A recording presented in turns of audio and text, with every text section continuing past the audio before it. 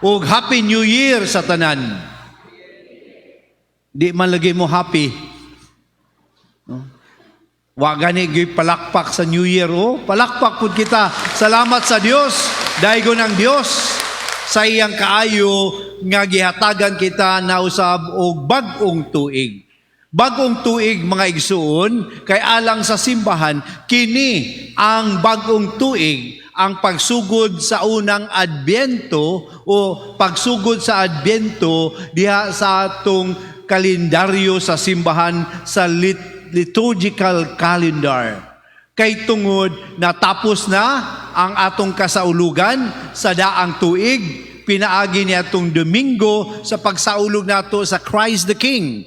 Karon bag-ong tuig na usab, bag-ong kahigayunan, bag-o na usab nga paglaom nga gihatag sa Ginoo kanato. Amen. Busa uban ini nindot nga atong pamalandungan. Kay daghay nagaingon, kung bag-ong tuig ni Pader, nganong di wala may hudyaka, nganong wala may kalipay, nganong wala may daghay buto-buto, nganong wala may daghay kaon ug inom. Mga kaigsunan, mao siguro nga dili popular ang pagsugod sa bagong tuig niining kalendaryo sa simbahan. Tungod kay dili manggod kinigi sa ulog nato sa usual way of celebrating. Liman ka, magsugod og Adbyento. Ug unsa ang Adbyento, ang panahon diin gani ang atong kolor wala nagapadayag sa hudyaka kay purple, kundi kining kolora nagpadayag sa somber, sa kahilom, sa usay makita nato ning kolora kanunay diha sa Kwaresma. Kay ngano man, nganong ingana man ang sugod gayud sa simbahan sa pag-welcome sa bagong tuig. Kay alang kanato mga igsuon, ang bagong tuig dili lang bagong panahon, dili lang bagong kahigayunan, kundi usa gayud kadako nga gasa sa Dios diha kanato sa atong pagpadayon, sa atong tumong ug tinguha diha sa atong Kristohanong kinabuhi. Mao ni nga sa unang adlaw sa Adbyento, nindot nga kita gipahinumduman una sa tanan, unsay tumong ug tinguha sa Kristohanong kinabuhi. Klaro kay mga kaigsunan nga diha sa atong unang pagbasa, wala miingon si Propeta Isias nga ang tumong ug tinguha sa atong kinabuhi basta makakaon, malipay, hangtod kita mamatay, ayos ra.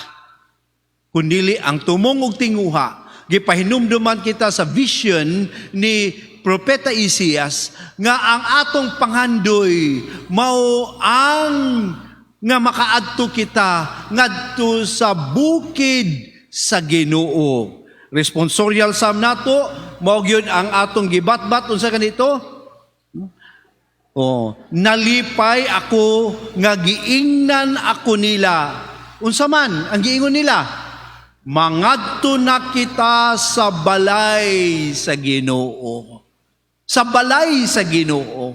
Nga diha nga propeta Isias iya kining gihulagway nga sa pag-ingon kini mao ang mensahe sa Dios nga iyang gihatag kang Isias anak ni Amos. Unsa man ang mensahe sa Dios? Sa umaabot nga mga adlaw, ang bukid diin nahimutang ang templo mahimong labing taas sa tanan. Mulabaw kini sa kabungturan. Daghang kanasuran magambahan sa pag-adto didto ug ang katawhan maingon manungas kita sa bukid sa Ginoo. That is our aim. Mao na ang atong padulngan, mao na ang atong direksyon. Mao na nga dinhi sa bagong tuig sa simbahan kini ang atong pamalandungan. Una kita muhudyaka sa Pasko. Gipahinumduman kita sa simbahan, pinaagi sa mga pagbasa, asa ta paingon ngadto sa bukid sa Ginoo. ngadto sa balay sa Ginoo. Mao kana mga kaigsunan nga kung kini di ay ang pagpahinumdom o kini di ay ang atong direksyon sa atong kinabuhi, diha nato masabtan nga kita gigiyahan karon pinaagi sa panahon sa Adbyento sa pagpalawom niini, that our lives as Christians should not only be reactive to what we have, but be proactive. Ang reactive, hay bago, hala, magsadya ta. Hay bago, hala, maglipay ta. Kundi mingon na si Ban, hay bago, hala, sige, atong tanawon, aninawon ang pagkabag-o niini. Mo na nga 4 Sundays, we will be celebrating Advent with a moment, an atmosphere of reflection sa pagpamalandong, pagampo, ug sa pag-andam sa kinahiladman, kay lagi ang atong panaw ngadto sa balay sa Ginoo. Mao nga uban ni ana mga igsoon, si San Pablo sa ikaduhang pagbasa, mihatag kanato og laing perspektibo sa pagtan-aw niya ning pag-adto sa balay sa Ginoo. Mingon siya mga igsoon, no, kita kinahanglan iyang suwat ngadto sa katilingban sa Roma, mingon siya, nasayod kamo unsa ang takna. This is the time, no? Nasayod kamo unsa ni ang time. Mao kini unsa ning takna ani? Mao kini ang panahon nga angay kamong magmata kay mas duol na karon ang atong kaluwasan kaysa pagsugod sa atong pagtuo. Mas duol na ang kaluwasan. Nganong duol man ang kaluwasan? Kay katong panahon ni Propeta Isaias, gisaad pa ang kaluwasan. Karon sa panahon sa pagsuwat ni Pablo ni nataw o ni saka na si Kristo sa langit, naghatag na siya sa kaluwasan, uban sa pagsaad, mubalik ako aron paghingpit sa tanan. No. Mao na nga mingon si San Pablo, duol na, mas duol na. Mao na nga ang iyang advice, kay mas duol na, mas magmatata, mas musiga ang atong mata, mas excited kita kay haduol na ang kaluwasan, ang kahingpitan, ang atong pag-adto sa balay sa Ginoo haduol na. Of course, mga igsoon, si San Pablo o ang katilingban sa una, naghuna-huna nga kining kaluwasan haduol na, nga di gud magdugay si Kristo mo abot dayon ang iyang second coming. Pero tama man o mali ang panlantaw, naa ang kamatuoran nga duol ang kaluwasan. Mao nga ang iyang advice, pagmata. Dili na magpuyo sa kangit-ngit. Brad, kadlaw na brad. Ter, banag-banag na ter. Pagmata na. Nitugtugaok ng manok. Ayaw naghagok sa kangit-ngit, kundili sa kahayag. Unsay iyang paghisgot sa kahayag? Gihisgutan kini ni San Pablo, mingon nga, diha kining kahayag ang pagsulob nato kang Kristo, to vest ourselves in Christ. Isulob si Kristo, kay si Kristo gayud ang maong kahayag. Liturgically, mga igsuon, mo na sa atong ritual, sa atong pagpadayag niini, nga kita mga tao nga nagsulob sa kahayag ni Kristo, nga anang pagsindi nato sa mga kandila. Because for us, Christ is the light. Ug ang pagsulob nato, pagdawat sa iyang kahayag, diha ka nato. Mao na mga kaigsunan, nga gahapon ato nang gilaunch ang atong kalihukan, ang atong kasaulugan sa gitawag natong Pundok Banay Advent Celebration. Kining ing-ani nga rito, ing-ani nga nga wreath muadto ngadto sa matag banay uban sa kahiusahan sa pagampo niya ng banaya aron pagsindi niini nga matag balay mahigmata nga karon musulob na ako kang Kristo, mudawat ako sa kahayag ni Kristo, isip pagpangandam sa iyang pag-abot. Pag-abot sa Christmas, nga kasaulugan sa iyang unang pag-anhi, ug labaw sa tanan, pag-abot nga mutungas na kita sa balay sa Dios. Mao nga ubani ning pagpangandam ang atong ebanghelyo nindot nga nagpahinumdum kanato mismo gikan ni Kristo. Nga mingon siya, muabot lagi ko. Muabot ko. Ug iyang gidescribe ang pag-abot niya. Ang pag-abot sa anak sa tao, unsa man, mahisama sa panahon ni Noe. Kitang tanan na kibalo sa nahitabo sa panahon ni Noe, no? Katong great flood. No? Nga si Noe naghimo na og dako kayong bangka, iyan ang giawhag mga tao. Kita mangandam ta kay naay dakong lunop nga mahitabo, no? Pero ilang gikatawas na unsa naaning-ani na mga Noe oy, no? Wa lagi lunop ron, wa may uwan. Maayo man ang panahon, misya naalagi lunop moabot nga mao kini mupapas ug muhinlo sa kalibot, wa sila nituo. Ang giingon ni Jesus, nagpadayon sila sa ilang kalakaran ng buhay. No? Kaon, inom, nagminyuay, trabaho, matulog. No? Ingana lamang.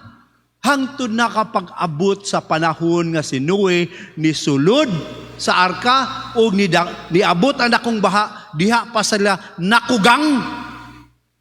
Nahikugang. Noon sabi, tinuod man diya ito. Uwahina ang tanan. Mga kaigsunan, kining maong hulagway, duol ni sa atong kasinatian. Ano man, karon sa climate change, no? Nagkagrabe ang baha, di ba? Nagkakusog ang linog. No? Nagkagrabe ang mga disasters. Unya kita, usahay, way pagpangandam. Mauna nga, ang kanindot karon tungod kay conscious na kita sa climate change, nga ingani ang dala niini, pag-ingon sa pag-asa, oy, kamo diha sa daplin sa sapa, pamakwit na. Naday ta gitawag nga preemptive evacuation. Oy, kamo diha dool sa bungtod, pangmakwit na kay tingalig maglandslide. Na atong pagtuon nini. Pero naapoy mga tao, mga kaigsunan gahig, no? Ngano man, may gumasla, kanunay na ng bagyo. Kinauna na mo ng bagyo. Kanang ulan. Sos, no? Wala na ikuan. Segig ulan sa una, wa man minangamatay. Karon pa. Na ang pagkumpiyansa. Nga di mahigmata. Nga di mutuo sa mga warnings. Mao ni mga kaigsunan nga, mingon si Jesus, hinumdumi, ing-ani ang sitwasyon. Ang pag-asa, mga igsuon, kanang Weather Bureau nato sa Pilipinas, di makatagna sa pag-abot ni Jesus. Mao nga ang maayong nga himuon, mamalandong, mag-ampo, mamalandong sa pulong sa Dios, mamalandong sa hitabo sa atong kinabuhi. O karong Domingo mamalandong kita, o mangutana, andam na bagyo ko? Kung moabot si Jesus unya, no? Pinaagi sa kamatayon, andam na bagyo ko? No? Kung moabot si Jesus human sa Advent, andam na bagyo ko? Kani ang atong pangutana, aron diha sa atong pahigmata niini, diha nato makita nga, naapa ko'y himuon nga nindot nga pagpangandam. Mao mga kaigsunan aron maayudahan ta sa atong pagpangandam dinhi sa atong parokya. Ayaw kalimot, December 8 dili ni siya advertisement tinuod ni December 8, no? Solemnity of the Immaculate Conception.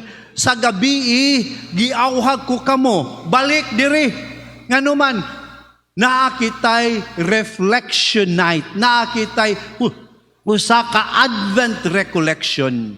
Aron pag-aninaw pa sa atong kaugalingon nga kining Adbento usa ka tinuod nga pagpanghandam. Aron pagka December 9 naapod kitay confession. Nan kung di kita mangandam mga igsuon, makugang gayud kita. Kaysa ginaingon ni Jesus, duha ka sitwasyon. Ang makakugang ka nato, kay nakadungog na kita sa panawagan, magpalingog-lingog gihapon ta, kay bisita sa tanang mga kalakaran sa buhay. Bisita sa atong vlog, bisita sa atong trabaho, bisita sa atong problema, bisita sa atong panimalay, bisita gawas sa pagpaminaw sa Ginoo. Ug mao kana mga kaigsunan, ang ato nga paningkamutan nga unta dili kita malingla sa kabisi, labi nang umaabot ang Pasko, mas mukusog ang dagan sa panahon ug kinabuhi, daghay panghandamon, paghatag og panahon sa pagpamalandong aron sa tinuod nga pagpangandam alang sa Dios. Kay kung ugaling diha man sa atong kinabuhi, masusama kita diha sa gingan ni si Kristo, na duha nga nagtrabaho sa uma, ang usa ibilin, ang usa kuhaon. Naay duha nga naglungag, nagprepara sa pagkaon, ang usa ibilin, ang usa kuhaon. Nan ang kapait, kung ikaw kuhaon, mahilag kita kanunay ang ibilin, pero kung kita kuhaon, unsa naman? Mao na mga kaigsunan, nga dinhi nato makita ang kabililhon di ay sa pagpangandam sa panahon sa Adbyento. So hinauton ta nga kining atong pagbukas sa New Year, bag-ong kahigayunan, bag-ong gasa sa Dios, aron kita mas maandam sa pag-adto o pagtungas ngadto sa bukid sa Dios, sa balay sa atong Ginoo. Amen.